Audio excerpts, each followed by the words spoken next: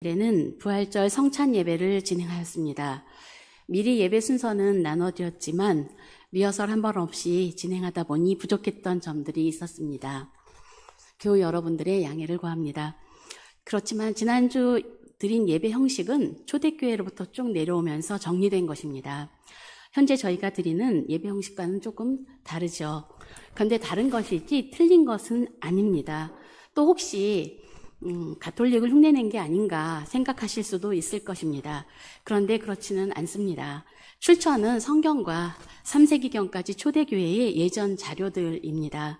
실은 가톨릭이 예배를 개혁하면서 초대교회의 예전 형식을 따랐기 때문에 비슷한 부분이 있을 수밖에 없을 것입니다. 하나님께 온전히 예배하기 위해서 마음과 뜻을 다해 잘 준비된 예배로 앞으로도 나가기를 원합니다.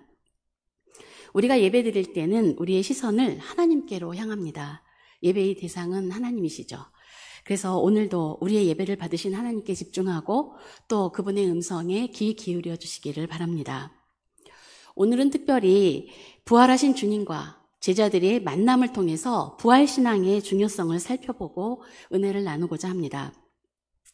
사실 부활 사건과 부활신앙은 기독교의 정체성이라고 할 수 있습니다. 기독교는 부활하신 예수님의 기초를 둔 그런 종교입니다. 따라서 부활신앙은 기독교의 신앙의 중심이자 핵심 진리일 수밖에 없습니다. 사도 바울은 이렇게 말합니다. 만약 그리스도께서 다시 살아나신 일이 없다면 너희의 믿음은 헛되고 또 너희가 여전히 죄 가운데 있을 것이다. 죄를 용서받지 못했을 것이다 라고 합니다. 따라서 부활 없이는 기독교의 신앙 자체가 성립되지 않습니다. 따라서 초대교회는 기독교의 최초의 절기는 그 기념일은 부활절이었습니다. 그리고 처음에 부활절이 시작되고 부활절 이후에 기쁨의 50일이라고 해서 오순절까지의 날짜를 부활의 기쁨을 가지고 지냈습니다. 이게 초대교회의 유일한 절기였습니다. 그러다가 이것만을 지키다가 후대에 성탄절과 사순절 등이 추가하여 지키게 된 것입니다. 오늘 우리가 그 부활신앙이 시작되는 그 장면을 우리가 함께 본문으로 읽었습니다. 오늘 본문은 부활하신 그리스도께서 제자들에게 나타나신 그 장면입니다. 때는 안식 후 첫날 저녁이었습니다. 이미 새벽에 여자들이 예수님의 무덤에 갔지만 무덤 안에서 아무것도 발견하지 못했고 또 천사들이나 거기에 있는 사람들의 말을 듣고 예수께서 부활하셨다는 소식을 들었긴 했습니다만 제자들은 그 사실을 다 알지도 못했고 또 믿지도 못했습니다. 그래서 제자들은 그 유대인들이 두려워서 함께 모여서 문을 잠그고 있었습니다. 여기 보면 문들을 잠갔다 그랬는데 아마도 마가의 집이었다고 합니다. 집이 크고 문이 많았겠죠. 이 닫힌 문들을 잠그고 모였는데 이 닫힌 문은 제자들의 심리적이고 또 영적인 상태를 말해준다고 볼 수 있습니다. 마음문도 깨달음도 영적인 통로도 다 닫힌 상태가 되었겠죠. 그런데 갑자기 주님께서 부활하신 주님께서 제자들 가운데 딱 짠 하고 서셨습니다. 그리고 처음 하신 말씀이 평강이 있을지어다 라고 말씀하십니다. 평화가 있기를 이 평화기원 인사는 유대인들의 오랜 인사 습관입니다. 그렇지만 부활하신 주님께서 제자들에게 건넨 이 인사는 단순히 습관적인 안녕하냐, 평안하냐라는 의미는 아닌 것입니다. 이것은 두려움을 뛰어넘어서 그 두려움의 문 뒤에 숨어있는 제자들에게 그 공포와 어둠의 한가운데에 평화를 창조하시는 것입니다. 주님은 평강으로 제자들의 두려움을 단번에 벗겨버리십니다. 해방시켜 주십니다. 마치 빛이 비추면 어둠이 쫙 물러가는 것처럼 그와 같습니다. 빛이신 주님께서 계시면 바로 이런 일이 일어납니다. 만약 주님이 살아계셔서 우리와 함께 하신다면 우리는 얼마나 감사하고 행복하겠습니까? 그렇습니다. 주님이 우리와 함께 하시는 것이 바로 평화입니다. 평강입니다. 그래서 이 평화는 세상이 주는 것과 다릅니다. 조금 평안하다가 곧바로 그 평화 깨지는, 언제나 깨질 수밖에 없는 그 세상이 주는 평화와 다릅니다. 이 평화는 주님이 우리와 함께 계시는 평화, 즉 임마누엘의 평화입니다. 하나님이 우리와 함께 계시다라는 뜻이 임마누엘입니다.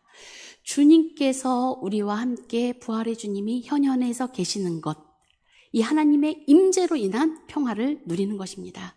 그래서 초대교회로부터 기독교는 주님의 평화라는 인사를 했습니다. 지난주에 우리도 해봤죠? 주님의 평화. 예, 이 평화 인사가 우리 기독교의 중요한 인사가 되었습니다. 혹시 지금도 마음이 불안하고 힘들고 찝찝하고 괴로우십니까? 혹시 아직 뭔가 두려운 일이 많으십니까?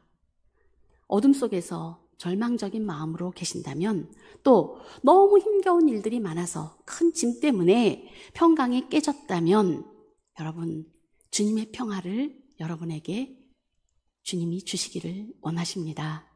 평강을 누리시기를 원합니다. 주님의 평화를 빕니다. 주님, 부활하신 주님은 이 시간도 우리 가운데 현현해서 하셔서 두 사람 이상이 모인 곳에서 주님 오셔서 우리와 함께 하십니다. 그래서 참된 평화를 누리게 하십니다. 그리고 주님은 제자들에게 그냥 인사말만 하신 게 아니라 손과 옆구리를 보여주십니다. 제자들이 너무 놀라고 아직도 두려움에서 놀라있는 제자들은 그때서야 기뻐합니다. 주님께서 손과 옆구리를 보여주셨다. 이것은 부활이 그냥 갑자기 예수님이 무슨 스크린처럼 또는 영상처럼 잠시 나타났다가 사라지는 그런 몸이 아니라는 사실을 말하고 있습니다. 주님의 부활은 참된 육체적인 부활입니다. 즉 부활의 신체성을 입증하는 말이 주께서 손과 옆구리를 보여주셨다라는 말입니다. 주님은 육체로 부활하신 것입니다. 우리도 육체로 부활할 것입니다. 믿으십니까? 네, 주님은 육체로 다시 재림하실 것입니다. 부활의 주님께서 다시 몸으로 이 땅에 오실 것입니다. 이 주님이 부활이 육체성이 있고 못자국 난 손과 옆구리가, 창자국이 있는 옆구리가 있다라고 하는 이 말의 기록은 사실 당시 이단 사상을 정확하게 반박하는 내용입니다. 당시에 1세기 후반부터 기독교 이단 사상인 영지주의가 성행했습니다. 영지주의라고 하니까 굉장히 좋게 들리지 않습니까? 영지주의, 뭔가 굉장히 영적인 지식이 많을 것 같고 이렇죠. 그래서 제가 아는 어떤 전사님이 영지주의가 이단이라고 했더니 그 내용을 모르는 사람들이 전사님이 잘못했다라고 말했답니다. 엄청 억울했다고 하는데 영지주의란 기독교 이단 사상 맞습니다. 영지주의는 예수님의 그 육체적인 실제를 부정했습니다. 영지주의 사상은 그노스틱 사상이라고 하는데 영적 지식을 말하고 사실 비밀스러운 영적인 지식이 필요해 그걸 가져야만 구원을 얻는다고 하는 그런 사상을 갖고 있습니다. 이거는 믿음으로 얻는 구원과는 전혀 다른 것입니다. 또한 영지주의는 물질을 악한 것으로 봅니다. 따라서 하나님이 창조주라는 것은 이들에게는 하나님이 열등한 창조주로 그렇게 인식되고 있는 것입니다. 우리가 알듯이 고대 헬라의 그 신들의 개념은 부동의 동자라는 개념입니다. 자신은 움직이지 않고 세상 만물을 움직이는 자가 바로 신이다 또는 무한이다 이렇게 생각을 했는데 하나님께서 천지를 창조하셨다는 말 자체가 이들에게는 물질을 창조한 신은 열등한 신이다 라고 하는 그런 개념을 가졌던 거죠. 그래서 영지주의는 예수님이 육체로 보인 것이지 실제 육체를 가진 것은 아니었다라고 주장하기도 하고 예수님이 부활하지 않았다라고 주장도 합니다. 그래서 부활하셨다는 것을 부정합니다. 그런데 요한복음은 1세기 말 거의 100여 년경에 기록된 이 요한복음은 주님께서 분명하게 육체로 이 땅에 오셨다는 사실을 정확하게 증언하는 것입니다. 십자가에 오셔서 실제 죽으셨고 육체로 부활하셨다는 것이 요한의 증언입니다. 이 부활의 육체, 부활체는 그러나 육체이지만 새로운 몸입니다. 이 몸은 시공을 초월한 몸입니다.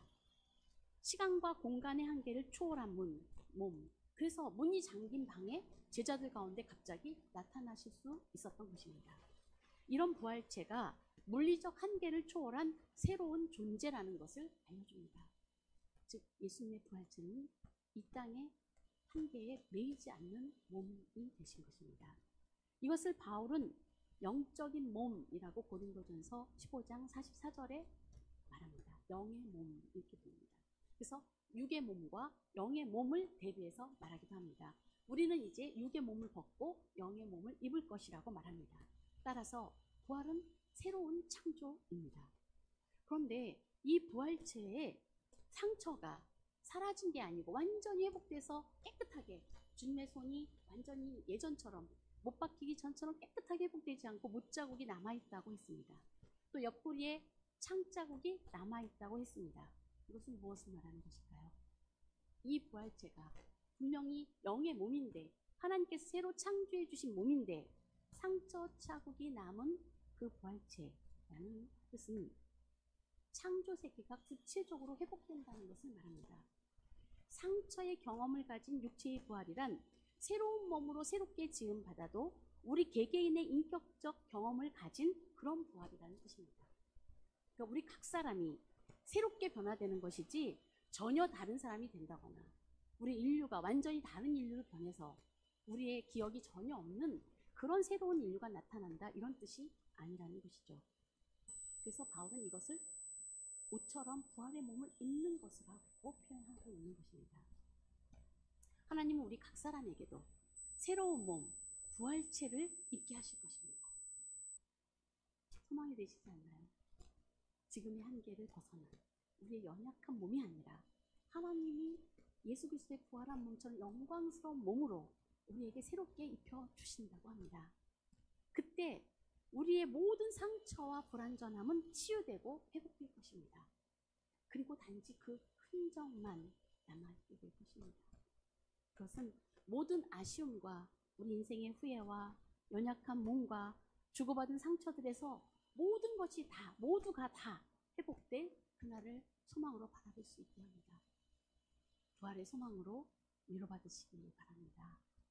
우리는 우리의 모든 연약함들이 완전히 극복되고 회복되고 치유되고 우리 몸의 연약함들과 한계와 그 한탄과 한숨과 병약함과 이 모든 것들도 다 극복할 그 새로운 세상을 만나게 될 것입니다. 그런데 또 이 본문에서는 그때 예수님께서 나타나셨을 때 함께 있지 않았던 제자가 한 명 있었다고 얘기합니다. 누구죠? 도마입니다. 그렇죠? 도마의 이야기를 전합니다. 얼마나 감사한지 모르겠어요. 만약에 도마가 없었다면 우리는 의심할 수도 물어볼 수도 없었을 것 같습니다. 도마는 이렇게 말합니다. 내가 그 내 손가락을 그 못자국을 이렇게 옆구리에 넣어보고 못자국을 만져보기 전까지는 나는 믿지 못하겠다 라고 말합니다. 그런데 우리 예상과 다르게 본문에서 주님은 도마의 의심을 풀어주시면서 확실한 증거를 보여주셨습니다. 도마는 확실한 방법으로 부활의 주님을 만나게 된 거죠. 그리고 고백합니다. 나의 주님이시오, 나의 하나님입니다. 아멘. 사실 이 고백은 요한복음 전체의 클라이막스입니다. 예수님의 신성을 공식적으로 최초로 선언한 것이 요한복음에서 바로 이 자리입니다. 요한복음은 예수 그리스도는 이 땅에 사람의 몸을 입고 오셨으나 하나님의 아들이고 그는 본체가 원래 하나님이셨다라는 선언을 1장에서부터 하고 이 마지막 장이라고 보이는 21장 거의 끝에 가서 도마가 그렇게 고백하는 거죠. 나의 주, 나의 하나님이십니다. 이 도마의 이야기는 참된 신앙의 여정을 보여줍니다. 여기서 우리는 참 믿음, 그 믿음에 대해서 다시 한번 생각해 보면 좋겠습니다. 우리는 통상 일반적으로 믿음이 좋다 또는 믿음이 없다 이런 식의 표현을 합니다. 그런데 믿음이 어떤 계측할 수 있는, 셀 수 있는 어떤 실체와 같은 것이라고 보면 우리 믿음의 삶이 흔들립니다. 어떤 땐 내가 믿음이 있는 것 같기도 하고 어떤 땐 믿음이 전혀 없는 것 같기도 합니다. 그러면 이 믿음을 과연 어떨 때 좋다, 어떤 때 나쁘다 이렇게 말할 수가 있을까요? 그래서 폴틸리라는 신학자는 이렇게 말합니다. 믿음의 역동성이라는 제목의 책에서 사실은 믿음의 다이나믹스라고 얘기하죠. 그러니까 믿음이란 다이나믹하다라는 거죠. 믿음이 살아있는, 살아서 움직이는 것 같은 그런 역동성을 갖고 있다는 것입니다. 믿음 자체의 특징이라는 것이죠. 왜냐하면 믿음이란 단순히 특정 사실 하나, 지금 마이크가 있어, 뭐 이런 걸 받아들이는 그게 아니고 인간 존재 전체를 거는 궁극적인 관심에 속한 것이라는 것입니다. 다시 말하면 이 믿음을 통해서 우리는 하나님인 무한이신 하나님을 만나는 것이죠. 믿음의 대상인 하나님은 궁극적인 분이고 무한한 분이십니다. 그런데 유한한 인간이 무한한 대상을 향할 때, 그럴 때 유한과 무한이 만날 때에는 불확실성과 한계가 필연적으로 발생할 수밖에 없습니다. 불확실하죠. 그래서 이 불확실성이 바로 의심의 근거가 되는 겁니다. 의심을 일으키는 겁니다. 뭔가 유한한 인간으로서는 무한하신 하나님이, 궁극적이신 분이 정확하게, 명확하게 이해되기가 어려운 불확실성이 있다는 것이죠. 그래서 여기서 발생하는 의심은 믿음의 적이 아닙니다. 많은 사람들이 의심을 믿음과 대치해놓고 서로 배타적인 것으로 여기지만 사실 오히려 의심은 믿음의 핵심적인 요소 중에 하나라고 볼 수 있습니다. 정말 믿고자 하면 의심이 생기는 것입니다. 나는 예수님 믿고 의심 한 번도 해본 적이 없어. 나는 하나도 의심스럽지 않아. 나는 한 번도 믿음이 흔들린 적이 없어. 이런 적이 있으실까요? 그러시지는 않을 겁니다.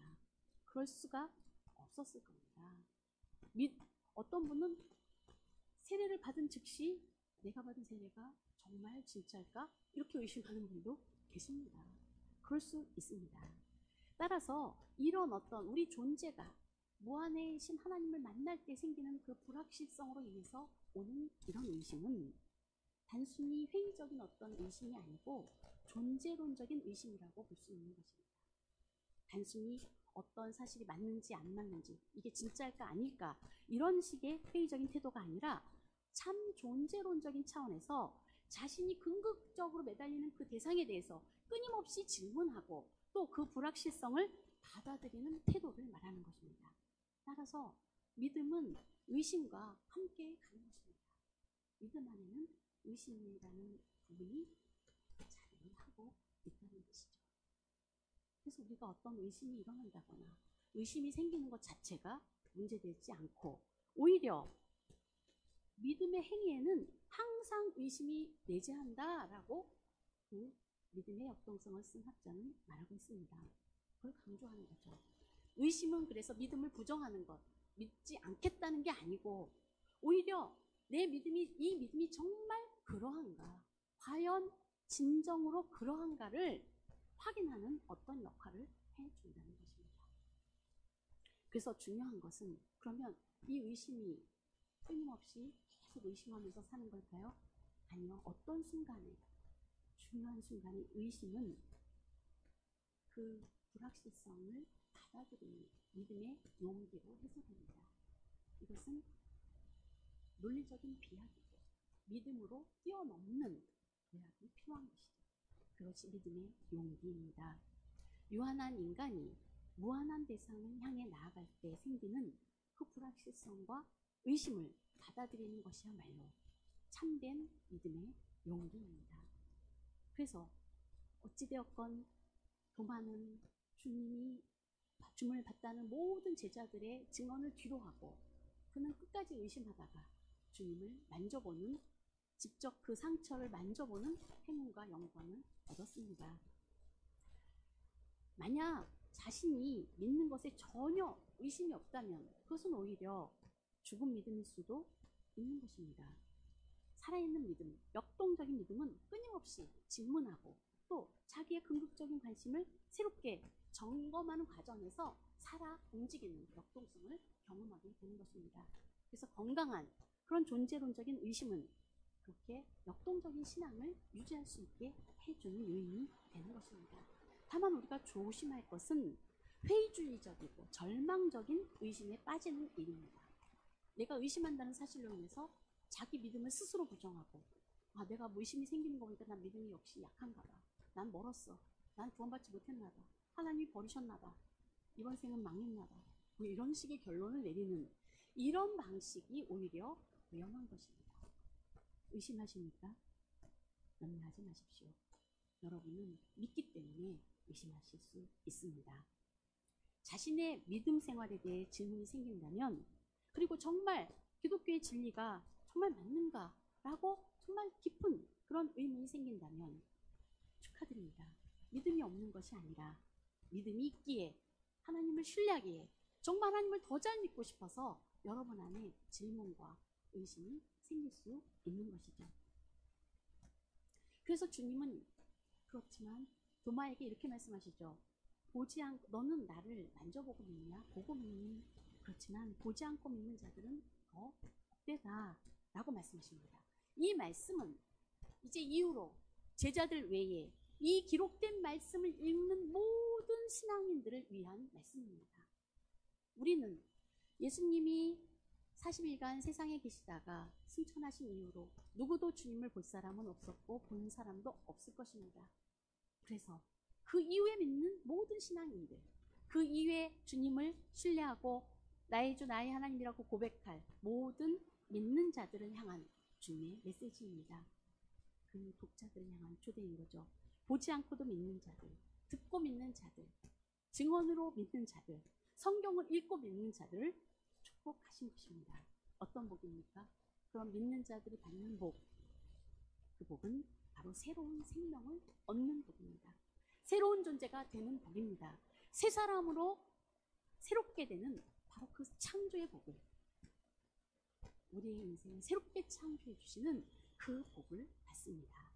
아멘입니다. 이것이 요한복음이 기록된 목적이라고 요한이 명확하게 서술했습니다. 31절에 오직 이것을 기록하는 너희로 예수께서 하나님의 아들 그리스도이심을 믿게 하려 하며 또 너희로 믿고 그 이름을 힘입어 생명을 얻게 하려 합니다. 아멘. 생명을 얻었습니다. 우리는 주님을 믿어서 생명을 얻었습니다.